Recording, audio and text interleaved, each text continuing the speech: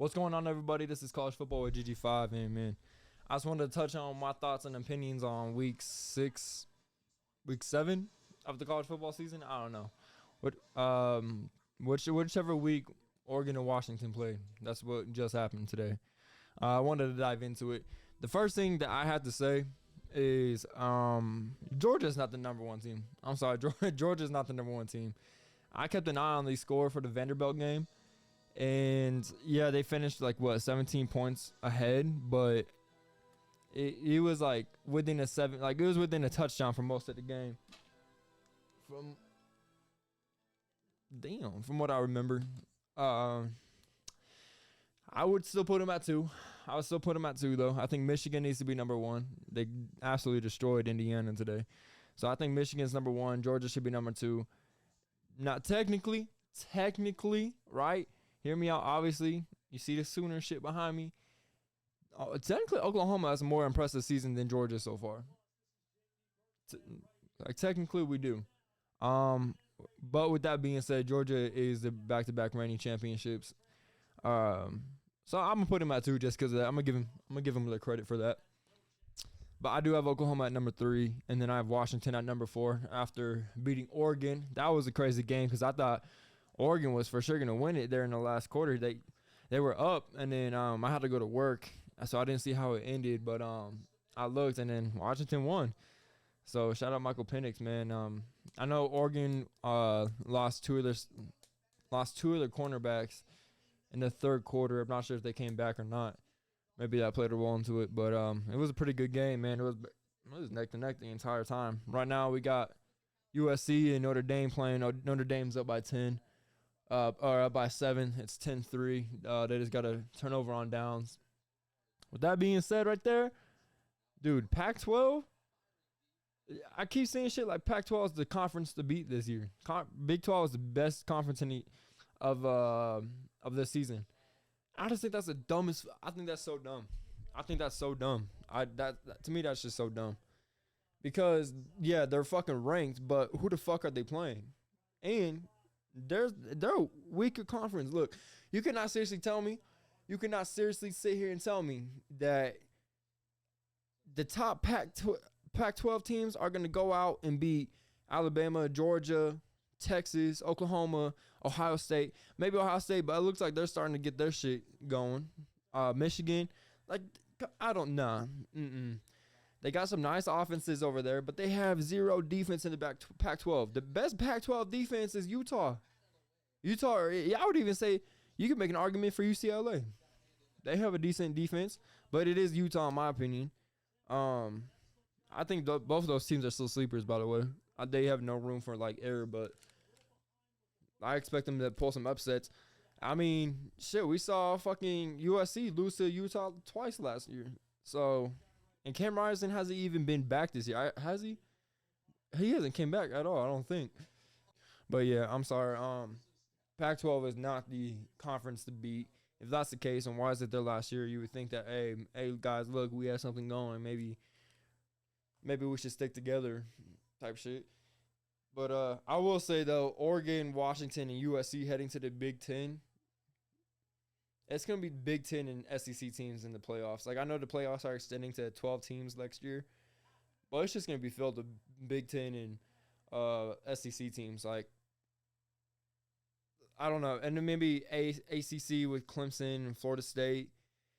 You might see in there. Maybe Notre Dame. Is there any Big 12 team that I could see being in the fucking playoffs? I mean, who knows what's Colorado doing? Oh, by the way, Colorado. I'm from Colorado. I live in Colorado, born and raised. And I will say with Deion Sanders, man, he has brought football back to the state. And it's good to see. So I always have love and respect for that. But dude, apparently they lost yesterday to Stanford. I heard that they were up quite a bit, and then they gave up the lead. I'm actually going to react to that game, so that's why I haven't checked it out yet because I'm going to make a reaction video to it. But I was just told I need to watch it because I guess they were up big and lost to Stanford, who was 1-4, 1-5 when they played. I don't know what's going on, but he's brought football back to Colorado. He's putting us on the map again, so I'm always gonna have respect for that. Not my team though, so I don't really care. Speaking of which, of my team, it was our bye week this week. That's always depressing. It's always so depressing when your team's on a bye week, dude. You have all these other teams, and you're like, damn, it's just not the same. But so Oklahoma's number 5 now in AP. My question is, do y'all think that Washington's now going to jump Oklahoma after this past week just because Oklahoma had a bye week and they just beat Oregon, who was like, what, the number 8 team, and they were number 7? Honestly, I don't think they will. I don't think they will. If any, look, if there's any team that deserves to be jumped, that's in the top 4 is Florida State with that abysmal win against Boston College. Cause I get it, bro. Like, it's college football. You're gonna have powerhouse teams that go against nobodies. But if you're a powerhouse team going against a nobody, win like you're supposed to win. Win like you blow them out. Blow them out. And I'm sorry, but Florida State being ranked above Oklahoma is bullshit in my opinion. They have that win against LSU. Who is the other one? I can't remember who the other guy was with. Hopefully Notre Dame wins this one, bro. I don't know. I think USC got extremely lucky against Arizona last week. There was like 2 play calls that Arizona shouldn't have called, and it lost them the game, ultimately, in my opinion. Let's talk about Heisman's, dude. Like, who Heisman winners? I think now the only 2 candidates that I can see like an actual run for or race for, in my opinion, is Dylan Gabriel and Michael Penix. Now Michael Penix. My last video, I said Dylan Gabriel is the only one with the credible season so far, just because of the Texas win and how he handled himself during the comeback. But now I would say Michael Penix too, because they were also down late in the 4th quarter. He came back, found a way to win that game. He went crazy. Actually, let me see what kind of stats he had. Yeah, they won by 3 points. So Michael Penix, 22 for 37, 302, 4 touchdowns, 1 interception, and -5 rushing yards. Okay, that's fine. It just came from a sack. QB rating of 158. I mean, bro, the most important thing is the win. Notre Dame just scored again. Notre Dame's about to go up 17-3. Notre Dame's about to go 17-3. Late in the 2nd quarter, it looks like Lincoln Riley's defense is coming back to bite him in the ass. And then, this is a Notre Dame team that just lost to Louisville. Last week. USC is a fraud. USC is fraudulent. Let's talk about it. Washington's going to beat them. Oregon's going to beat them. I think Utah's going to beat them. Who else in the Pac-12 would beat them? I think that's pretty much it. I mean, maybe UCLA, bro. UCLA's looking like a decent team this year, bro. Like, look, USC's defense will have like a drive or two where they look good. Like, okay. And then they go to shit. Trust me, USC fans. I know all about it. Every year it was hopeful. Every game, every week it was hopeful that, hey, maybe we figure some shit out. Maybe, like, okay, we're going to learn a few things from last week's performance and bring it to this game and implement it, and hopefully we'll be a better defense. Never happens. We said that for 5 fucking years with Lincoln Riley. And actually, I'm going to tell y'all a story too, because right before the season that he left, the beginning of that season, I remember going to a bunch of like OU chat rooms, and I'm like, yo, if he doesn't win a playoff game this year, because we're 0-4 in the playoffs with under him. If we do not win and go to the national championship this year, I think we need to move on, because we were the number 1 team predicted to go to the Natty that year with Spencer Rattler. And I remember like there was people agreeing with me, but there was also people like, oh, you're stupid. You don't know what the hell you're talking about. You're not a real fan. Like, no, bitch. What the fuck? Like, what the fuck? You see, we see now what happens when you have a defense. With Brent Venables, we see it. We're number 5. We beat teams that are ranked higher than us because we can stop them. We can mess up on offense and rely on our defense. We can go for it on fourth downs and rely on our defense. Like, having a defense is fucking beautiful, man. It is so beautiful. Danny Stutzman, I love Danny Stutzman, man.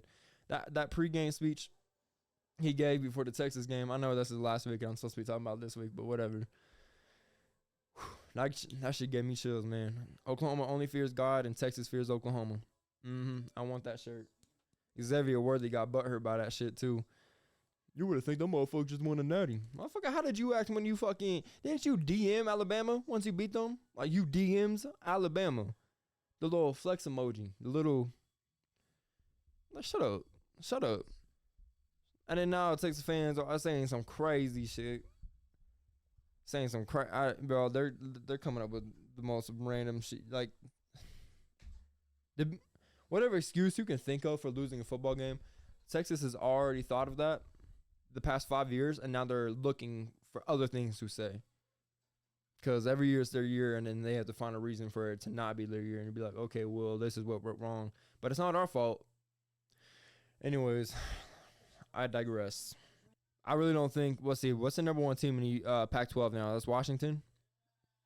You're not going to tell me that if you put Washington against Bama that Washington's for sure winning that.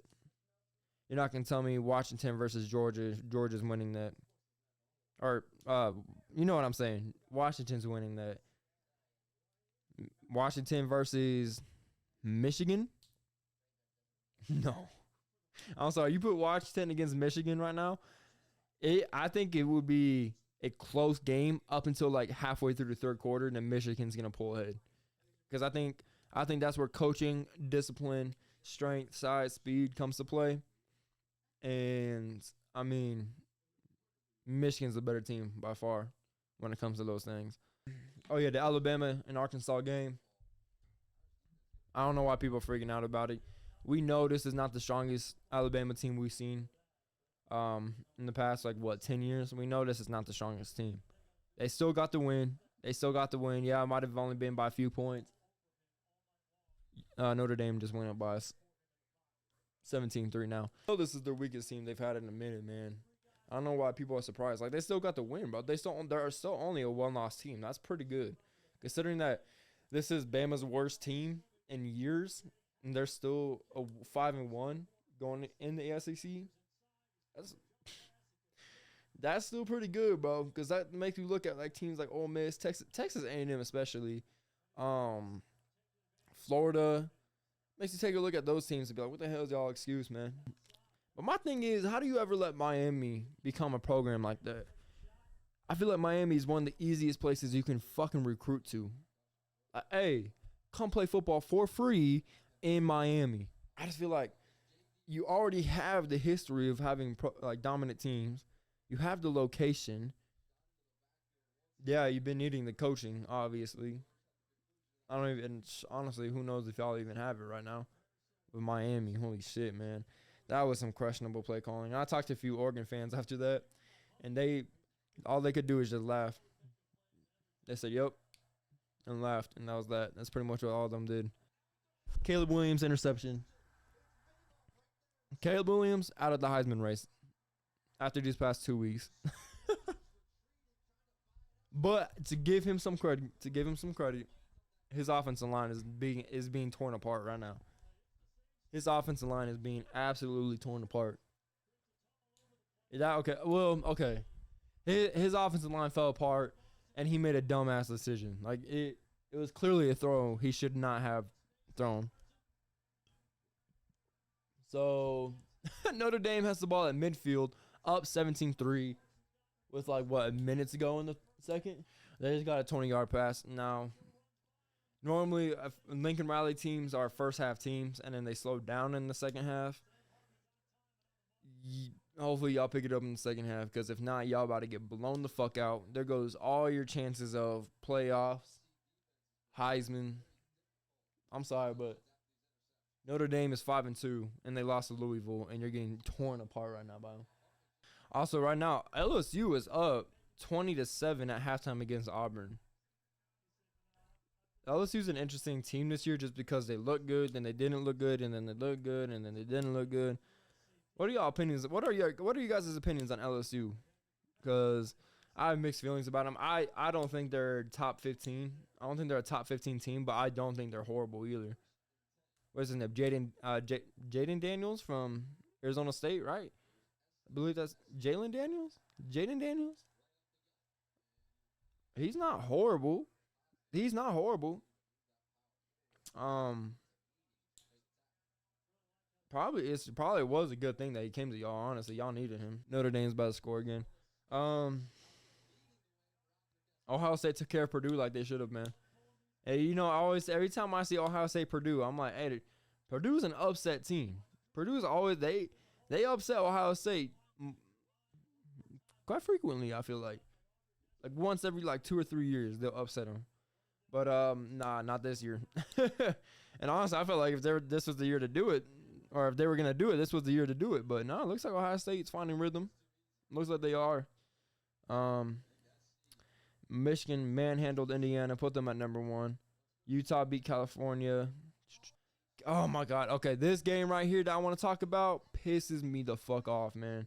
Oklahoma State beats Kansas 39-32.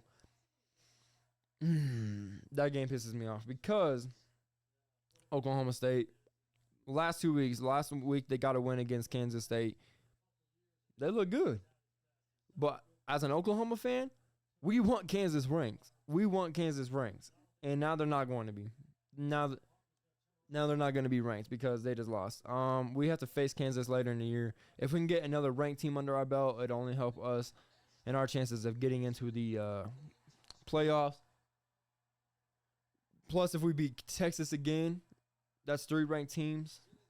Anyways, that game really pissed me off.